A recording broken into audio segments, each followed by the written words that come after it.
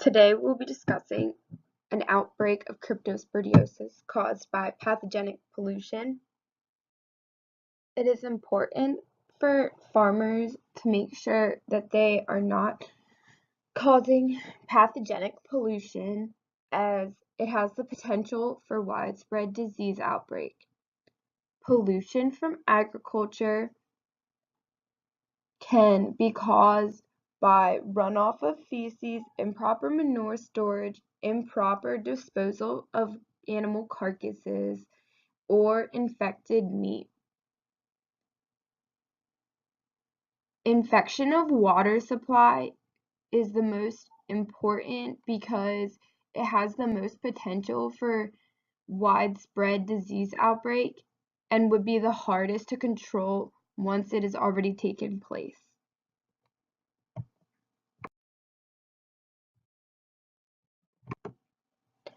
We will be focusing on cryptosporidiosis, also more commonly known as crypto. This disease is caused by a microorganism called Cryptosporidium parvum. This organism lives in the intestine of infected animals and is one of the top causes of waterborne illness. It is also chlorine resistant, which makes it very difficult to control even with proper water treatment.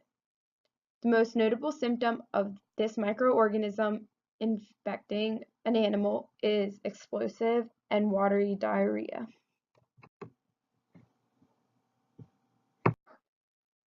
Because cryptosporidiosis lives in the gut of infected animals, it is shed in the feces of these infected animals.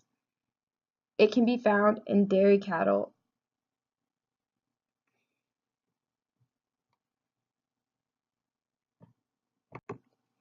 It can be spread through contact with water, food, soil, or any other dirty or contaminated surface.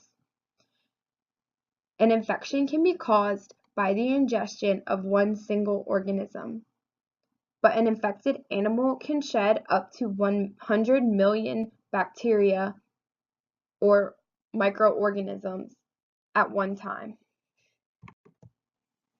Because this microorganism spreads from animal to animal so easily, once an outbreak starts, it can be difficult to contain. The specific outbreak I chose to look into was the Milwaukee 1993 outbreak. This was one of the largest documented water outbreaks in U.S. history. It affected over 400,000 people, which turned out to be 25% of the Milwaukee population, and it caused $96 million in healthcare costs and productivity losses due to sick employees.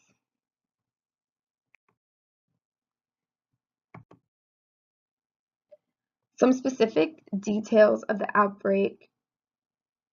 The first sign of the outbreak was on April 5th, 1993. The chief virologist in Milwaukee received inquiring calls about gastrointestinal illness reports in the city, and there were multiple anecdotal stories of nurses having received calls about pharmacies selling out of anti-diarrheal drugs. Before the health department was completely aware of everything that was beginning to happen, there had been some complaints about the tap water appearance in Milwaukee. The health commissioner found that there was extreme GI illness in the area, and soon emergency rooms and doctors' offices began to become flooded with sick, ill GI patients. Eventually, one of the patients was tested and found positive for Cryptosporidium parvo. Once this was called into the health officials in the area, it was it was recommended to test all patients with these GI symptoms. Once this recommendation was sent out, more and more patients began to show up positive for Cryptosporidium. The outbreak was fully recognized by 8 p.m. on April 7th, so in about 60 hours, the town went from being mostly normal to having a full-blown outbreak. Another sign that was ignored before the full outbreak was the water turbidity readings had gone up at multiple water treatment plants, but they were still within legal limits, so it was mostly ignored.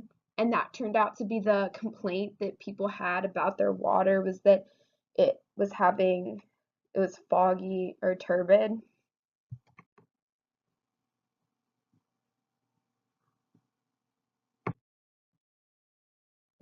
The outcome of this Cryptosporidium outbreak in Milwaukee, the CDC fielded 11 investigational teams.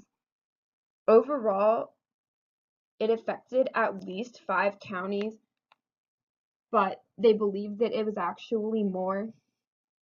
There was about 70 deaths from this outbreak, mostly in immunocompromised, because crypto can't be treated with simple antibiotics and it's so hard to kill. Milwaukee has since invested $475 million to ensure high quality water availability. Milwaukee is now a leader in water quality and water testing. So some study questions are: what is cryptosporidiosis? How is cryptosporidiosis spread? What was the ultimate result of the crypto outbreak in Milwaukee in 1993?